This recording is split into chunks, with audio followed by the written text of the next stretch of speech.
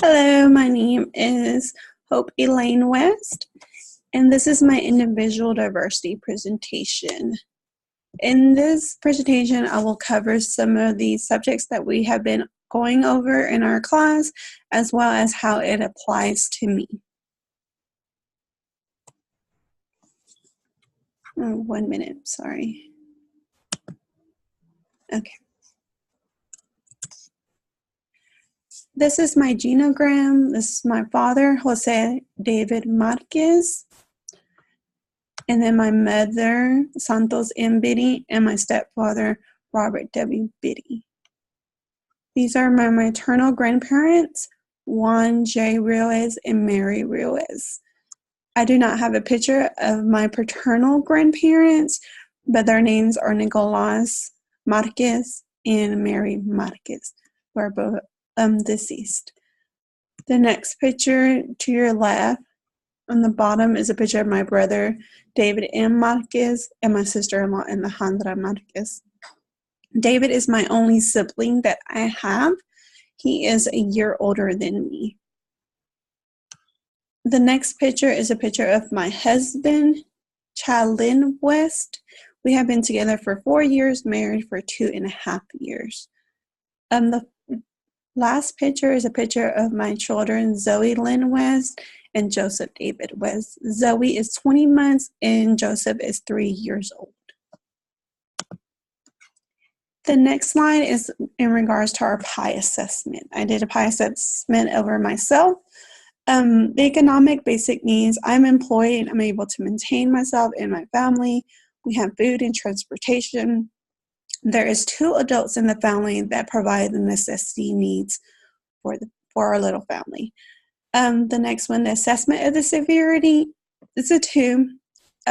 We have a place to live, maintain ourselves with little assistance from the family. Whereas I am seeking a better job, so that way there will be no assistance from the family members. As of right now, due to a low-income job, we are unable to do everything on our own, so there is assistance from family.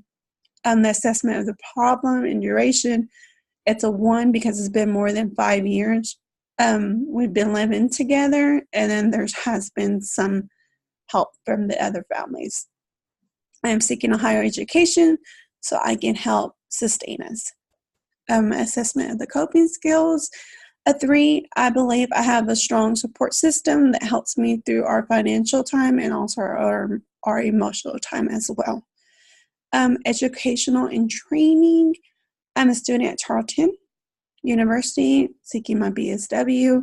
I graduated from Waco High in 2006, and I graduated from MCC in 2011 with my associates in mental health.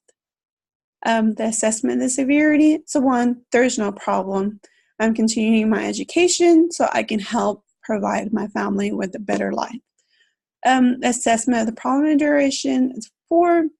I've been in school for the last 6 months. This is my first semester back in school after so many years of being out. I have adequate coping skills to help during the semester.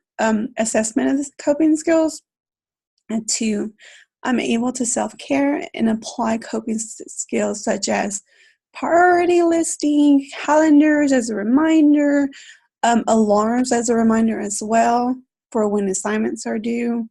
And I'm also able to give myself 2 to 3 hours of study time each day so I can better help myself and not be stressed out. The next one is the PI assessment. I'm continuing it. The judicial and legal, no problem with the law. I have had no problem with the law. I try to avoid any problems. Assessment severity is a 1. I tend to stay away from anything that will put myself or others in trouble with the law. Assessment of the duration is a 1. I have no problems with the laws. The last time I received a ticket for a speeding ticket was in 2011. Assessment of the coping skills, like I said, the last time I received a ticket was in 2011. I've never been locked up. I've never been arrested. I try to avoid anything that can cause problems for myself with the law. Health and safety and social services. I receive adequate health insurance for my job, so whenever I do get sick, I'm able to see a doctor.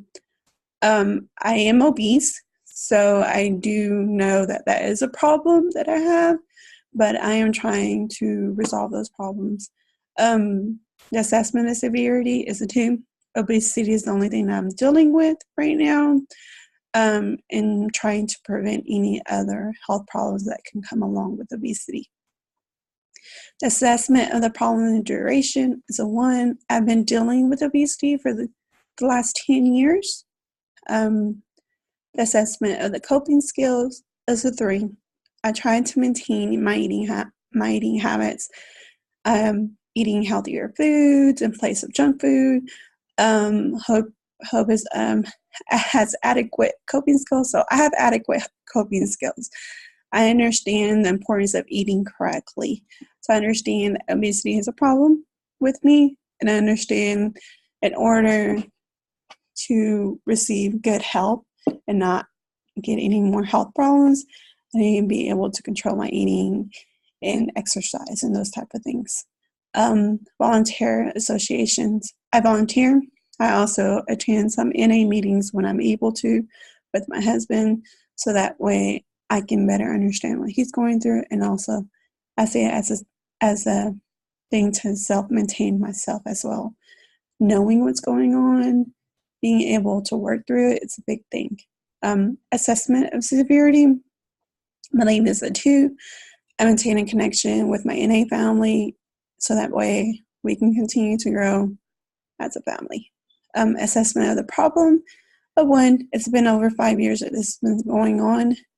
Assessment of coping skills. I understand that I need to be involved in my community and be involved in other groups, so that way when there is hard times, I'm able to better cope with everything that's going on. The next one is the stages of development. The first one is the Erickson stage of development and how it applies to me. Right now, I believe I am at the intimacy versus isolation.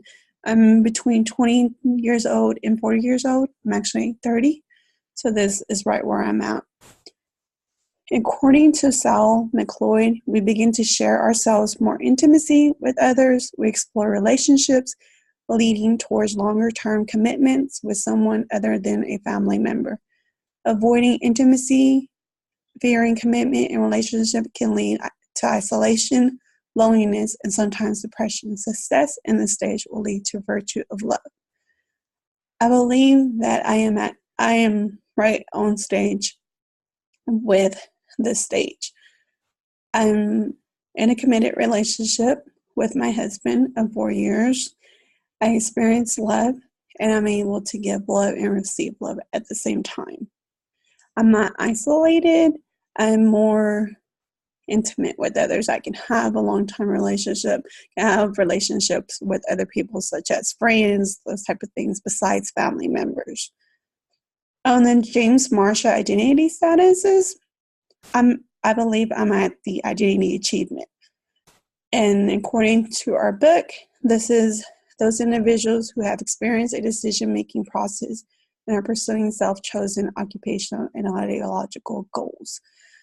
So I feel like I've experienced self-chosen occupational, such as I'm attending classes so I can become a social worker. I feel like I have goals for myself and for my life and for my family. On the many stages of ethnic identity, I feel like I'm at stage 2, which is ethnic identity search and mortarium. According to Alejandro Lugo, this is involving a search for understanding of their culture. So I feel like I'm at this stage where I'm searching of who I am and what is my culture and what it's about, like what are the different components of my culture, the arts, the foods, those different things that I feel like before it didn't matter to me, but now I'm at this stage where I'm a parent and I want my children to know about their culture and know about where they came from their mother's side of the family. The next one's my ethnic origin. On my father's family originated from Mexico, and then possibly there are descendants of the Aztecs. On my mother's side, my mother's family originated from Mexico as well. Her ancestors fought in the Mexican-American War. After losing to the United States, they stayed in Texas area due to having little to no money. So after fighting this war, they weren't able to go back to Mexico, so they stayed here. So we are probably so many generations that have been here and don't really know anything about Mexico. There's not very strong ties to our ethnic origin on my mother's side. Some of the characteristics of the Mexicans, of Mexico people is a strong ties with their family and extended family, according to Kim Zimmerman. Also, Mexican art, pottery, textile, basket weaving, all handmade. They have beautiful, beautiful pottery and textiles. They tend to do a lot of arts and crafts stuff, and they just love their culture very much. They are very genuine about their culture. Some of the Mexican music is mariachi, corridos, which corridos are like a folk tale ballad. It's just, there's, for example, they talk about heroes and things like that. And it's a really beautiful music. And then also there's also bachata and other music such as reggaeton and those different ones that are more modern today in society. Our next slide is ethnic identity and racial identity. My ethnic identity, like I stated, my family is from Mexico, so for my ethnic identity, identify with Mexicans. According to our book, Mexicans come to the United States to escape abject poverty and political unrest and to improve their standards of living. My father's family came over from Mexico in the early 1990s, and my mother's family, they fought the Mexican Revolution, so they ended up here.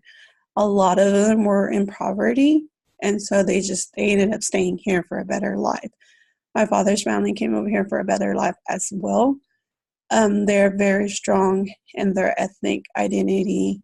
They, like I stated earlier, they believe in the strong ties to their family. Family is pretty much everything to them. Their extended family as well, they help out as much as they can, and they have a strong tie to their culture. Racial identity.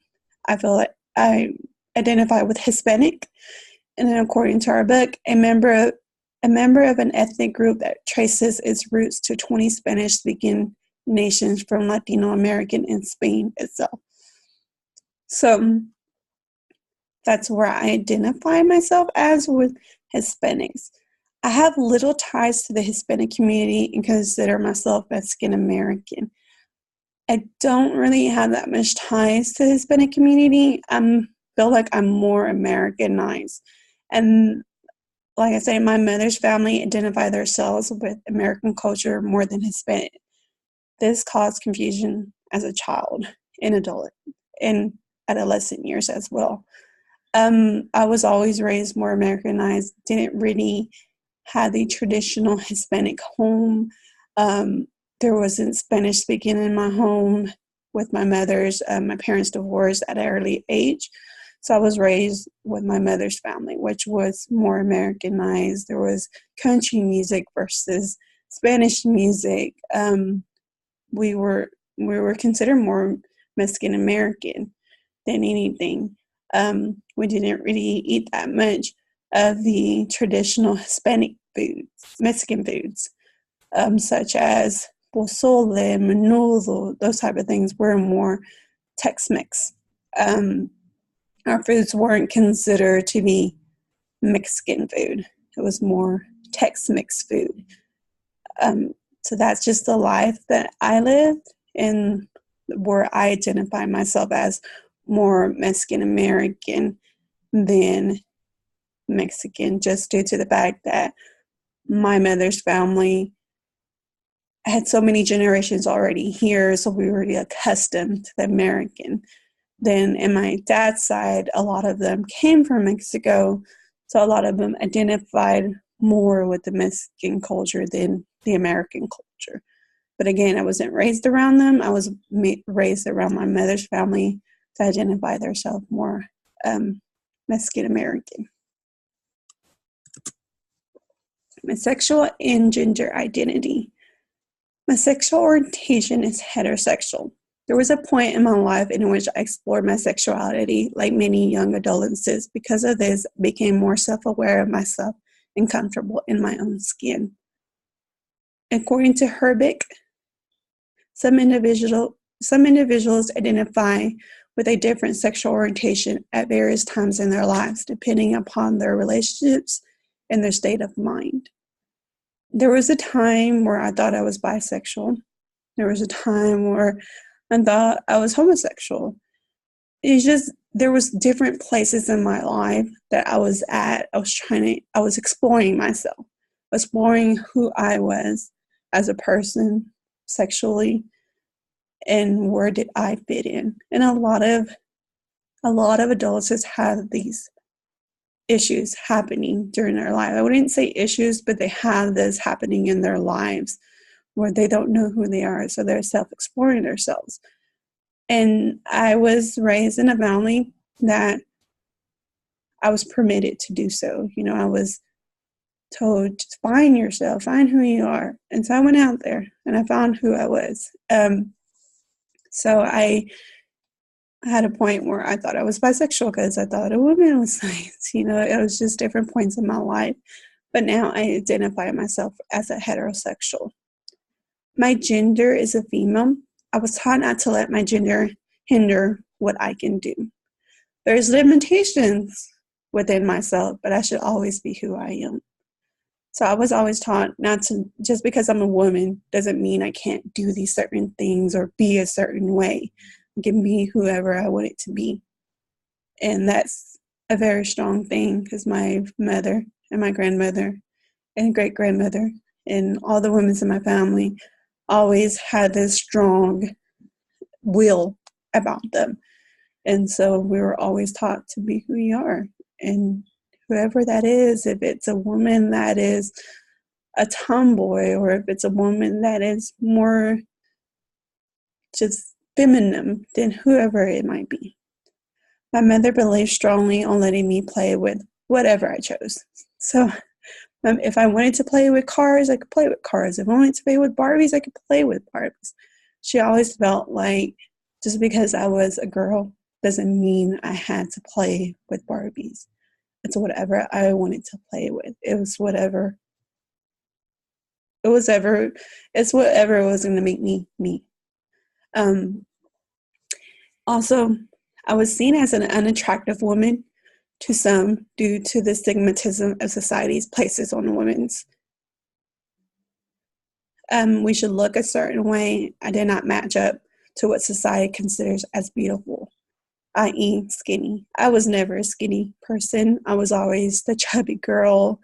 So I never met the expectation of society. I was never beautiful enough to be in pageants or beautiful enough to just do certain things. I always felt like I was limited to things. And that again went into what I thought society saw as beautiful, which led to low self-esteem and not feeling beautiful. But I know, but in reality, I was beautiful in my own way. The next one is mental abilities. Stress. Which stress is defined as our body's response to pressure from a situation or life event. Right now, I'm stressed with school, work, and family. All areas that I stress about trying to learn how to juggle all these areas of life due to returning back to school. So that's an event in my life that has changed. Before, I didn't really have much stress, but because of returning back to school, I do have some stress. But I'm learning to process and I'm learning to cope, and I'm learning that it's okay to be a little stressed out and just work through it and how to maintain myself. I tend to stress out, which leads to lack of sleep, tension within my body, feelings of being on the edge of a breakdown. Even though I'm stressed due to returning to school, I've been able to take time for myself, which allowed me to continue to be a good wife, a mother, a student, and a worker. So even though I'm experiencing some stress, I'm still able to realize that I'm going through these things and to seek help. I have sought out some students, some co-workers, other mothers that are in school that are going through the same thing I'm going through, able to talk to them and connect with them. I have become more aware of when I'm feeling stressed out and what to do about it before having a meltdown. Example, I find 1 hour of each day and meditate, such as praying or reading helpful quotes. Those things help me just calm down for an hour, breathe, and then go forward. Another mental ability is addiction. 15 million people with drug use disorders and 76 million with alcohol use disorders globally.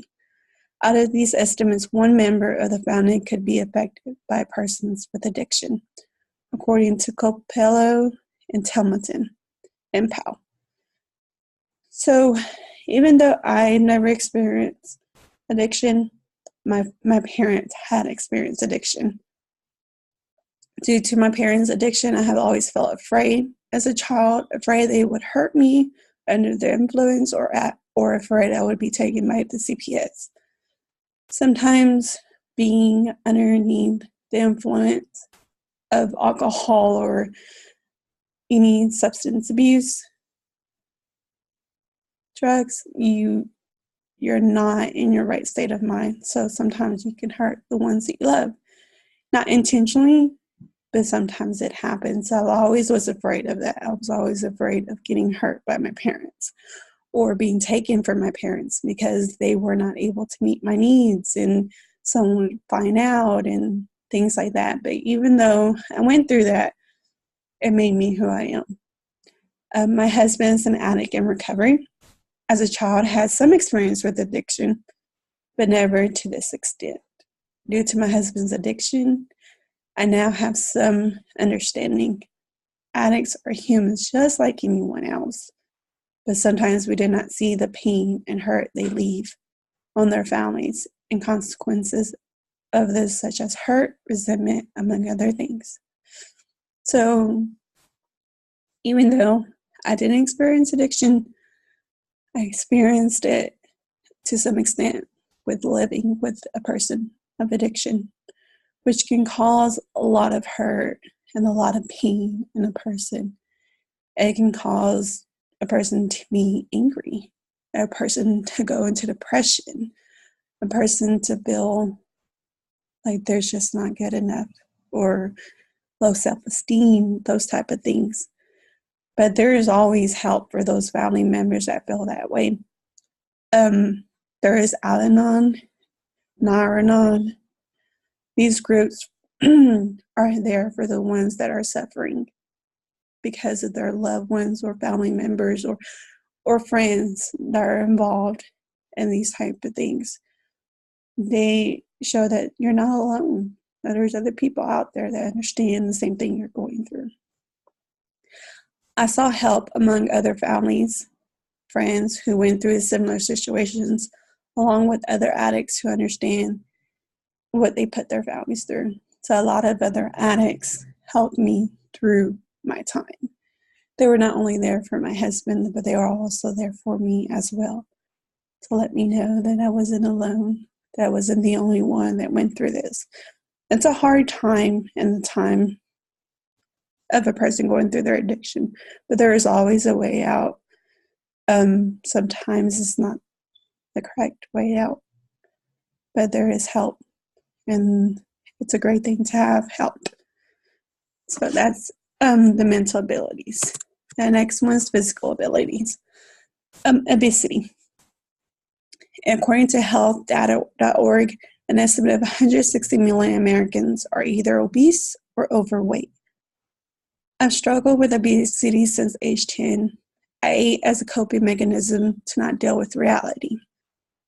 At age 10, my parents divorced, which led me to continue to eat. I was a skinny girl up until then. I just kept eating, so I wouldn't have to face what was going on. So I wouldn't have to see that my parents were no longer together. And my mother was a single mother trying to provide for us. I didn't want to see the reality, so I just kept eating, so that way I wouldn't have to deal with the reality. And sometimes this is a coping mechanism for some people, and this is how it was for me. So now in my late 30s, I realize what I've done to my body, and I'm trying to change that now and not have that as a coping mechanism. Diabetes runs in my family. Nearly half of my family on both of my mother and father's side are diagnosed with diabetes. My grandfather, my mother's father, was diagnosed with diabetes at age 30. My brother was also diagnosed with diabetes at age 30. Type 2 diabetes runs in our family. There's a high percentage in our family that has diabetes that are affected by this. Cancer as well. My grandmother, my father's mother, was diagnosed with cancer at age 60. Due to living in Mexico at this time, she had no insurance to help with treatment, so she passed away shortly after being diagnosed.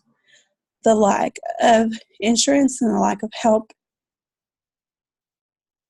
of help assistance, she wasn't able to seek treatment at that time. And then also she had lung cancer, so she had a lot of other issues going on as well. My grandfather, my mother's father, was diagnosed with pancreatic cancer, stage 4, at 58 years old. Doctors found out too late due to my grandfather not seeking medical attention. He assumed he was hurting from old age. So he always complained about things hurting, and he never sought help because he just thought it was just him getting old. But in reality, there was other things going on. Cancer tends to run a lot in our family, but and also that's with a lot of other families as well. Cancer runs. There's more people in our family that was diagnosed with cancer, but these are just some of the key ones for myself. Religion and spirituality. I was a Jehovah's Witness from birth until 10 years old. My parents were both Jehovah's Witnesses until the age of 10. Until I was the age of 10, I attended church with them. After my parents split, I no longer attended church or had anything to do with religion in general. I didn't want anything to do with God. I felt like he abandoned me at that time in my life where I needed him the most. At 18 years old, I started to explore my faith, attending different churches. Around this time is when I found my belief system in Christianity. But I did not believe in every aspect of the religion. There were just some things that I wasn't too sure of and too fond of. So I felt like, okay, this is where I wanted to be, but I wasn't fully involved in church. In my late 20s is when I started to consider myself non-denominational. I felt like, yes, I was Christian, but at the same time, I didn't feel like I felt into Baptist or Pentecostal or anything like that. So I felt like I was non-denominational. I still feel that way to this time. I believe in a higher power who I choose to call God. So yes, I do believe in a higher power that I choose to call God. We all believe in our certain beliefs, and I just believe that there is a God, that there is someone that is greater and that believes in us and loves us to the best of his ability. And so I choose to call him God, and I'm not very much a religious person, but I understand that religion does play a key role in a lot of people's lives. And religion does play a key role in my life. I just don't feel like it's to a very strong extent. I feel like I'm in the middle. I'm still learning about religion, and I'm still trying to come to terms with God. And Fowler stage of faith development, I'm in stage 4, individualistic reflective faith, mid-20s to late 30s. In this stage, a person takes personal responsibilities for their beliefs and their feelings, according to Parker S. So in this stage, we have came to the realization of our beliefs and our feelings, and we take control of them. We're no longer relying on mother, father, or other people to tell us about religion or about our spirituality or to guide us. We are now guiding ourselves. The next one and final one is implications for social work practice.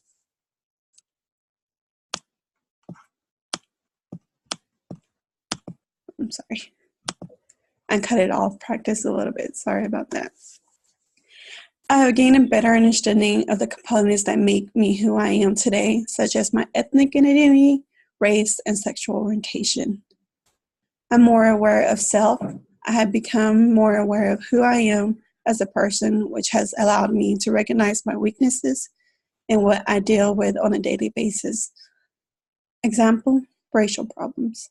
How to apply all I have learned in regards to culture, race, religion, and gender identity, among others, to help my clients.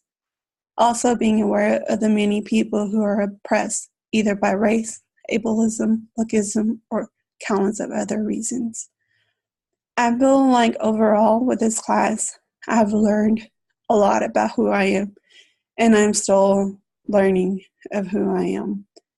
And with that, our clients are learning who they are and what shapes them and what they're dealing with, either if it's ethnic identity or racial identity or even religion. I mean, there's just so much that we have learned in this class that has brought me to the understanding of many things. And I just want to continue to grow as a social worker, to learn about the different things that affects our clients and the different ways that we can help our clients and how we can relate to our clients.